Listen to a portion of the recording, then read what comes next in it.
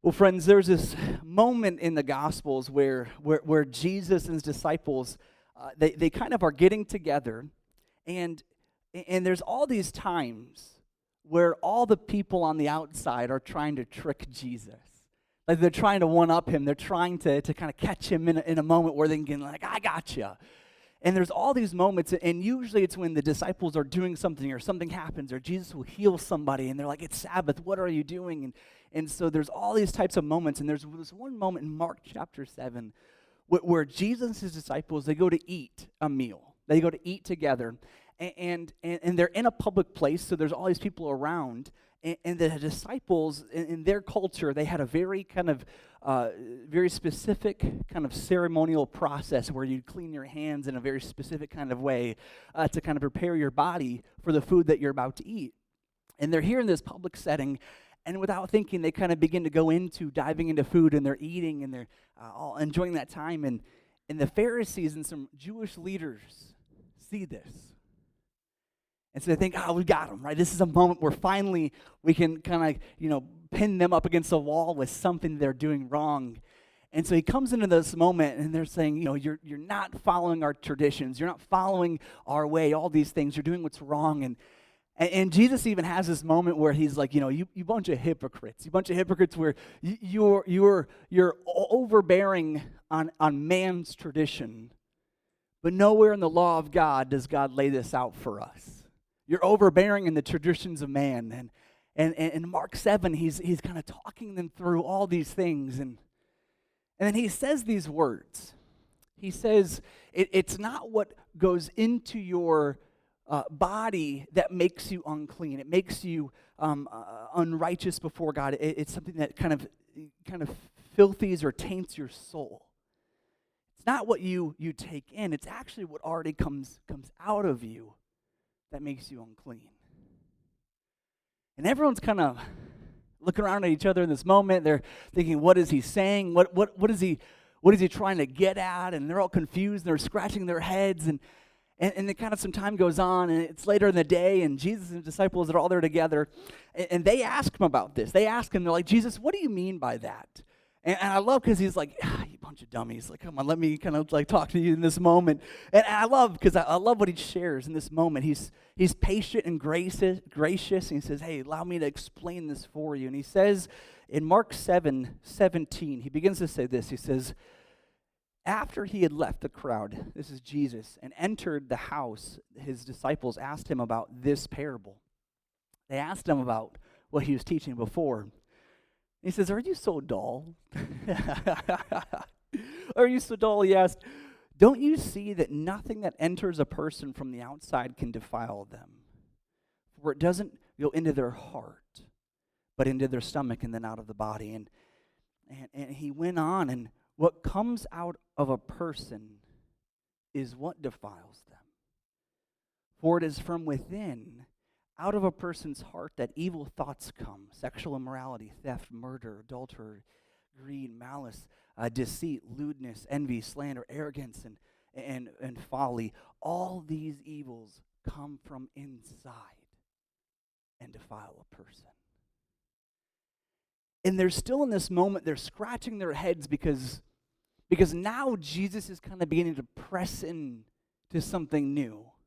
He's beginning to press in to this whole new thing that he's trying to get them to understand, that it's not so much the exterior of our life, it's not so much behavioral change that God is looking to bring out, but there's something actually inside of us that's the problem. And that's what Jesus was up to in those moments, and he's with people, and he's with their culture and their ways. He's trying to get them to understand it's not this external religion of checking off boxes and kind of doing these rituals and these ceremonies. It's not all this stuff on the outside. The problem is within. The problem is within. And he begins to paint this image for people, this reality that what we do and how we live in the world comes from what's inside us. That what we do and how we live in the world comes from what is inside of us. And you see, We look at chaos. We look at problems. We look at points of contention in our life, close and distant. And we look at all of them and what may be behind some of them, but we don't allow time for saying, what could be inside of me? I remember when I was a kid, in my family, my mom's side of the family, we'd gather together, and they lived about an hour and a half away. And so during the holiday season, much like what many of us are planning in our families, in our family tree, right, we'd gather together. And I remember we drive all this way, and my grandmother was a phenomenal cook, and she would make the most amazing homemade bread. And you'd walk into the house, and you could just smell it. It hit you like a wall, and it was a great wall. Like, you'd want it to slam you down on the ground. Like, that fresh bread, and sometimes we would just go and cut off a slice and butter it just before dinner, because it was just, you wanted it so bad. And I remember we come over, and candles would be lit and decorations. It'd be early November, and sure enough, Christmas is everywhere. It's like, boom, Halloween was gone, and Christmas is here. And maybe some of y'all are a little crazy like that too, and that's okay. We love you anyway. But even my wife the other day was like, it's November. Should we start decorating? I'm like, what are you talking about? It's not even Thanksgiving yet. But anyway, and so here we are, right? And we're going over to grandparents' house, and sure enough, on the TV would always be Hallmark movies. All these movies that my grandmother would love to watch. She would leave the channel on, and it would just play over and over and over again.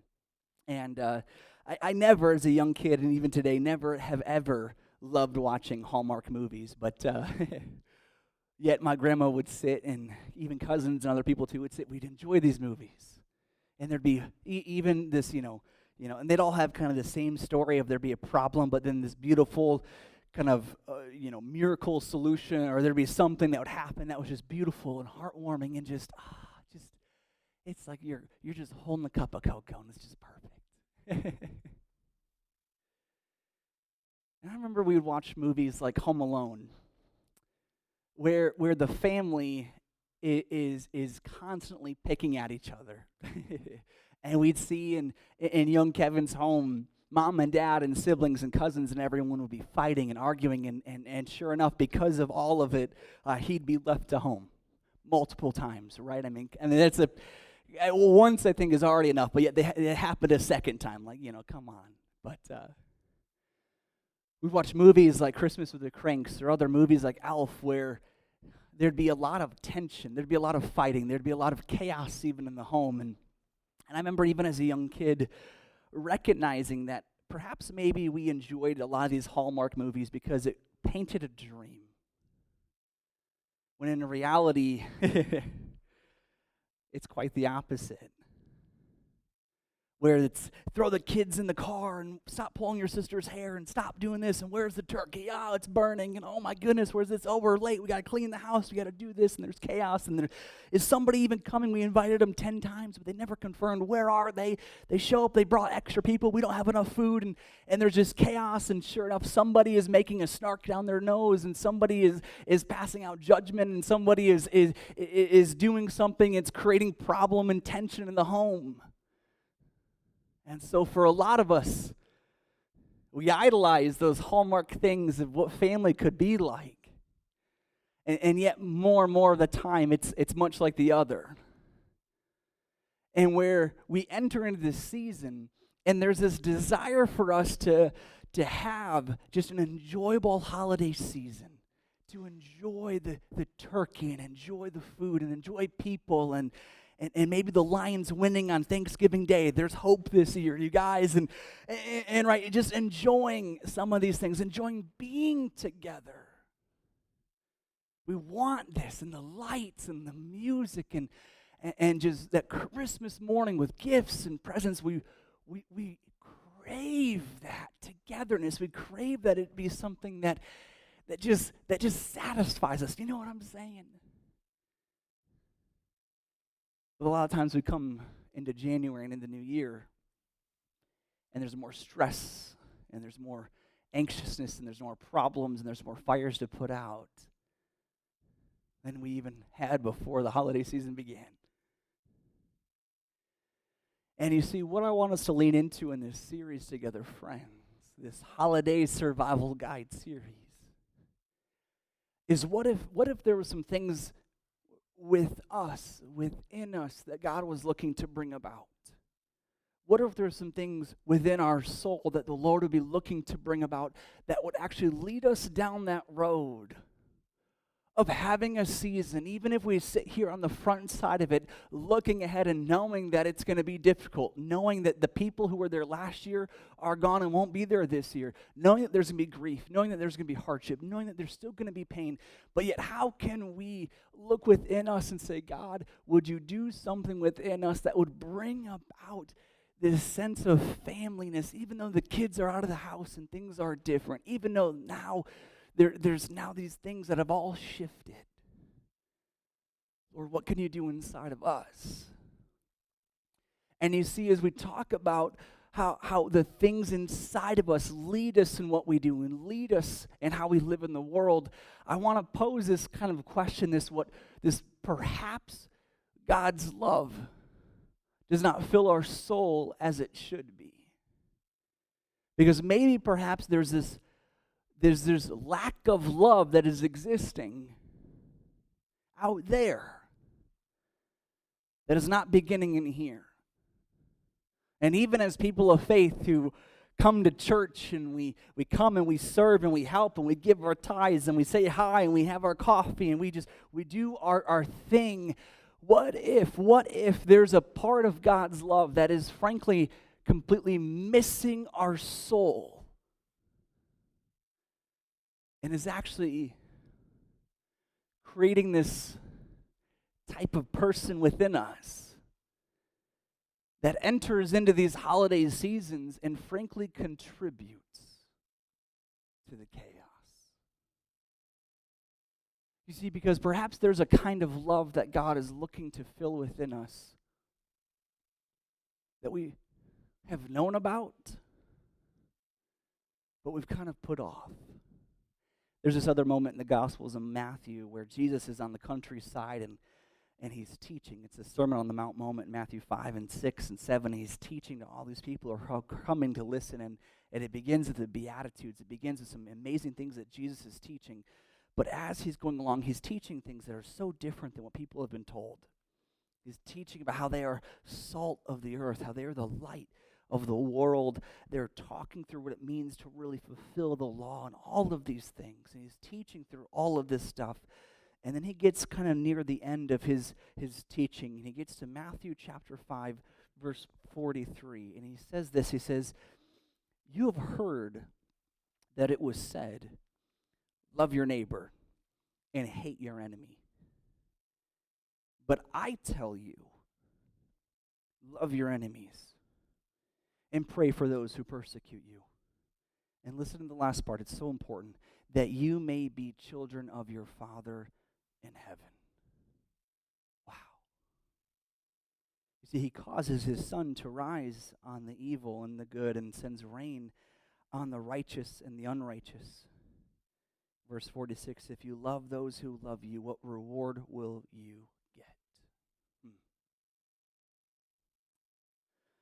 Oftentimes we hear this command, this invitation to love those who we consider an enemy, and we would quickly kind of paint this picture of someone who is far away, someone who we can't stand, someone who we don't like, someone who maybe is an enemy overseas or an enemy in another nation or country.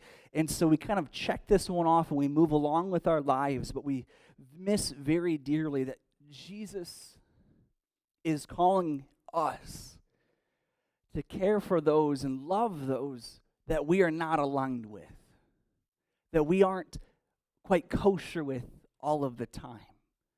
That those who begin to kind of create friction, even in the smallest of ways. You see, because when he says this word of enemy, and he's inviting them to understand that you've heard, love your friends, love those who care for you, love those who respect you, love those who treat you well. He says now on the flip side, you have always been people who have looked down your nose at those who judge you. You have always been people who have not gone first, and you've been waiting for the other person to pursue you. You've always been a people who have not given grace. You've been waiting for it to be given to you. You've been waiting for the apology, and you've been unwilling to forgive. You have been living out all of this, but now I invite you to be people who love those who do not first love you, and to be different in the world. And he says, then you will be like the children of our Father who is heaven. Understand that we are most like God when we love those who do not love us back. Understand that. We are most like Jesus when we love and respect and give grace and give compassion and care for and serve. We are most like Jesus when we embrace that kind of love and give it towards people who have no interest in giving it back to us. And that's opposite and so foreign in the world today, because we are so people that when we walk into a room or we walk into relationships, we are thinking in the back of our mind, what can I get from this?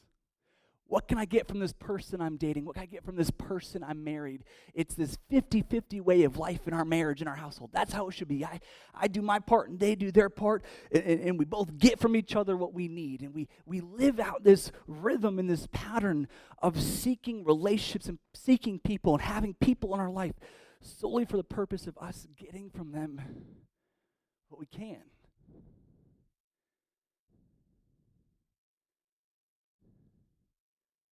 And Jesus calls us to be so different, to have a different kind of love fill us all the way to the rim of our soul, that we would love people who don't really love us back. And that we would respect people who don't really respect us back. And that's so weird in the world, isn't it, church? That's so weird. It's eye for an eye. But Jesus called us to be different, didn't he, friends? You see, I love what Peter, who's one of the disciples of Jesus, who's walking and sharing in life with him. We actually talked some about him last week. You see, Peter, later on in his life, after the church has started and after he's helped start the church in Jerusalem, and Peter, as he's one of the early church leaders, after the book of Acts, Peter eventually goes and lives in the city of Ephesus, and he's continuing to be a voice and continue to be a teacher and a leader in the church across the known world. There comes a point where he writes 2 different letters to the church, and it's not to a city, it's not to a certain group of people, it is to everybody. It is to everyone. In the New Testament, we have them titled as 1st and 2nd Peter, and in them, Peter outlines his encouragement for the church. And you see, at the end of his first letters, he's writing about how people should live in a world that is so different than them. I mean, people who are so opposite of them, that they are day and they are night. They're just so totally different.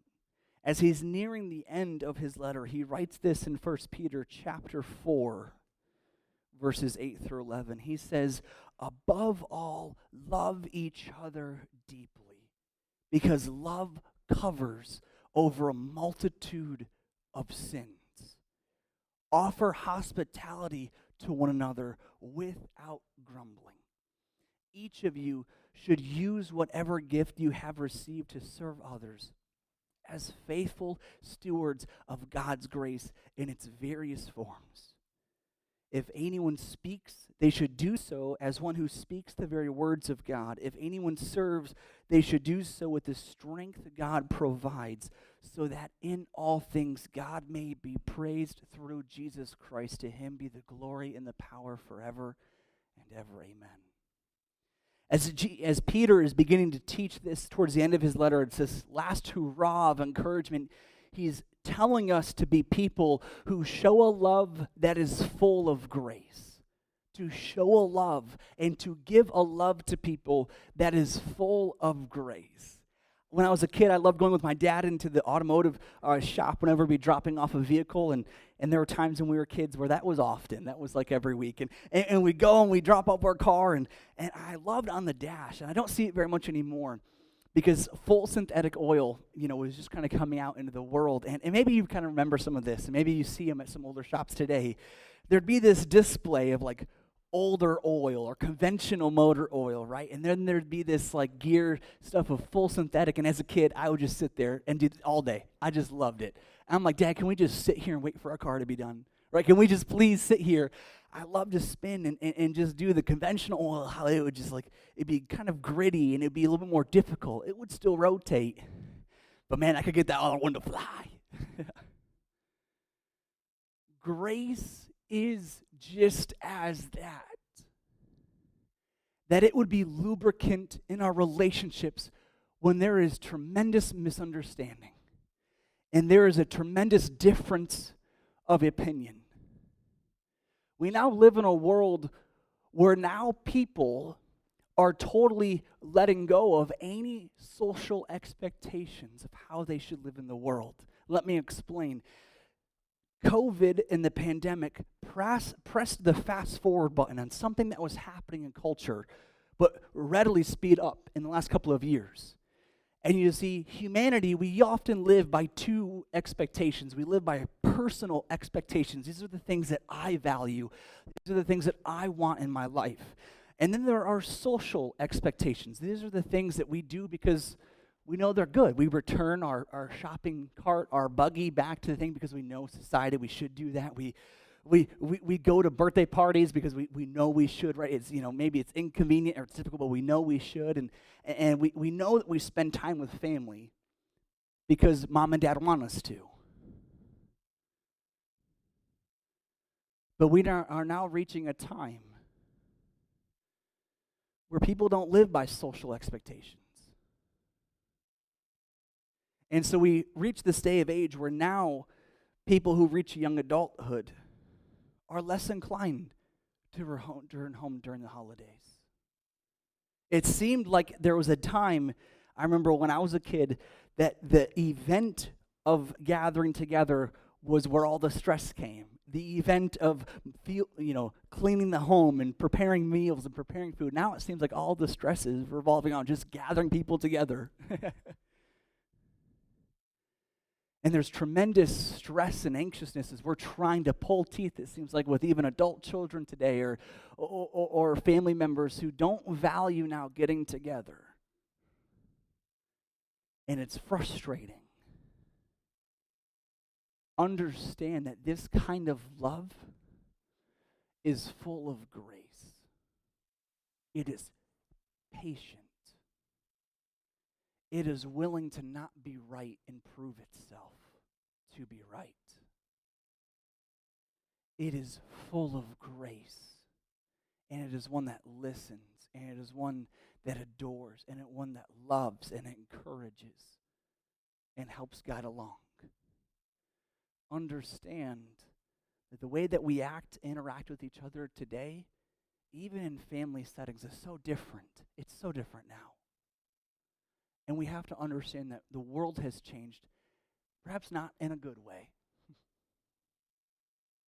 But we have got to be people who are filled with the kind of love that is so gracious, even when people unintentionally bring friction and tension into a room that should be full of peace.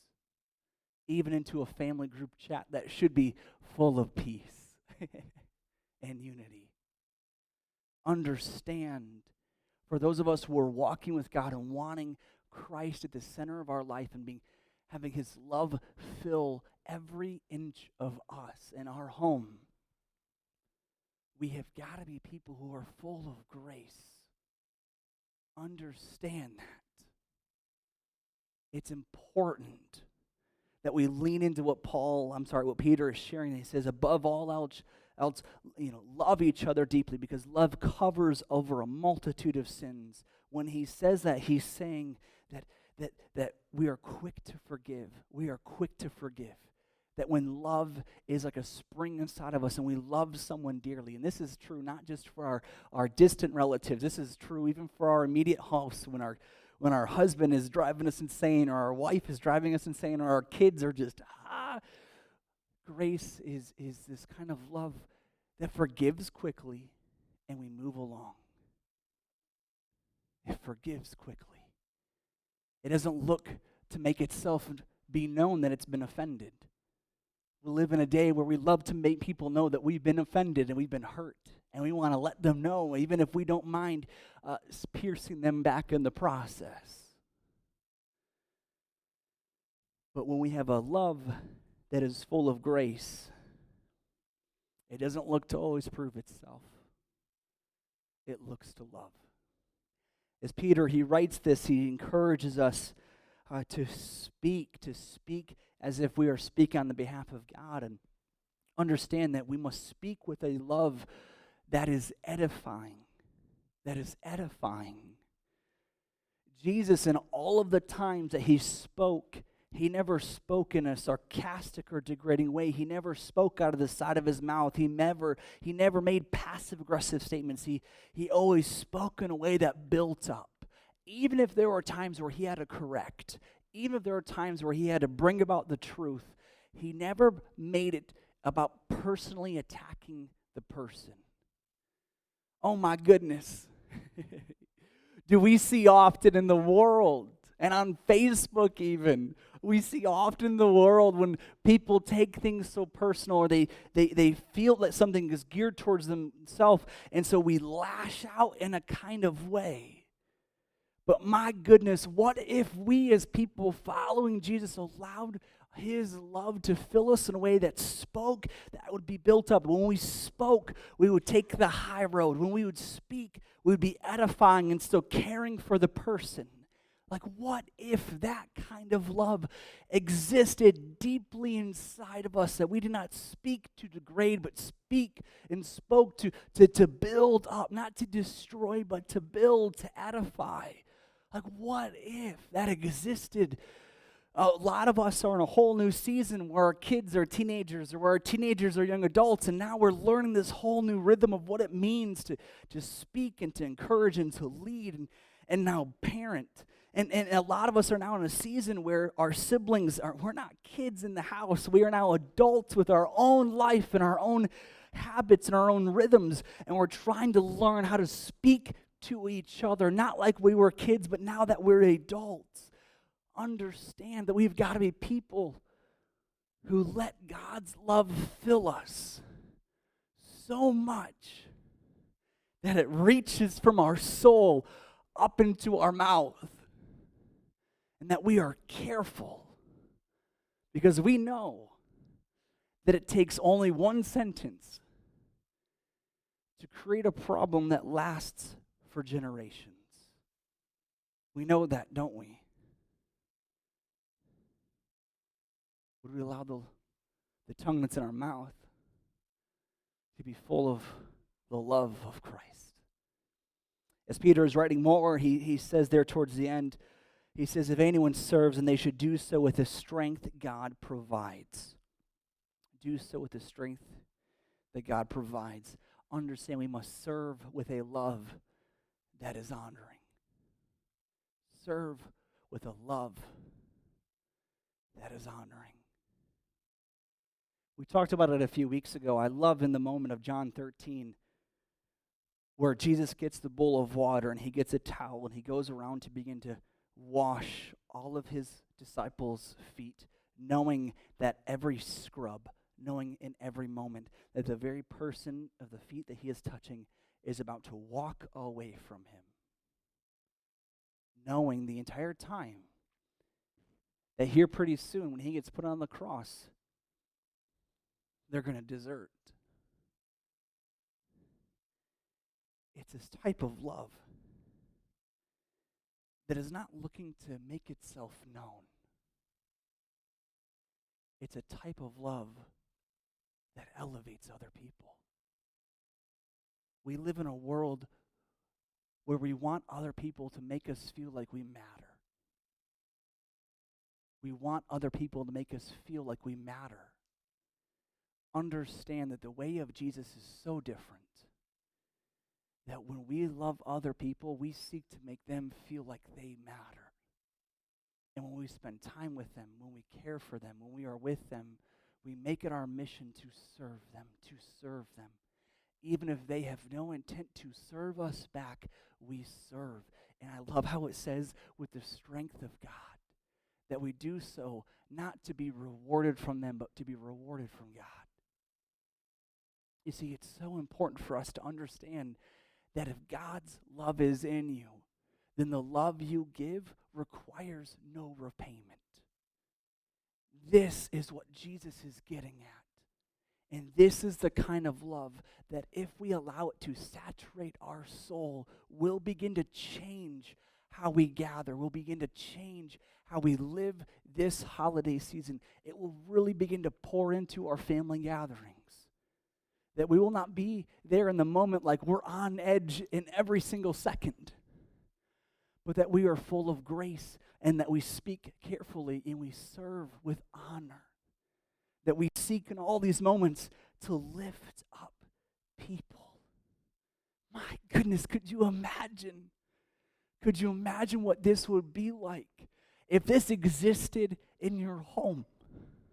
Imagine the moments of gathering, not just in home with family, but even at work for the work Christmas party, or when we gather in public and we're with friends. Imagine if this kind of love filled your soul. We would now not walk in the room looking to get but give.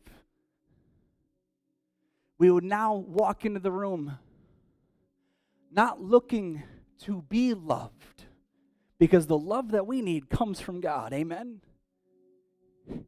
People may appreciate us, they may thank us, and that's wonderful. But Jesus said that you are children of God when you love those who do not love you back. Wow. We are children of the Father. You are a son of God. You are a daughter of God. And understand who you are and what makes you who you are, and the strength and the wholeness of who you are doesn't come from people. It comes from God. And so we're not looking to get anything from anybody, but to give and to serve. And maybe it goes unnoticed, not from Him. It may be unappreciated by people, but not from Him. May we give a love to the world has never seen. And what if the people around us took note? What if this year it started with us? And every year after, it grows and it spreads to our spouse and our whole family. And then it goes and moves on. And what if our entire family tree becomes like this? Wouldn't that be amazing? Allow the Lord to do a work that starts in you. Allow Him to do something inside of you that only He can do. And watch to see how He rewards and cares for you, and how He loves you. Would you pray with me?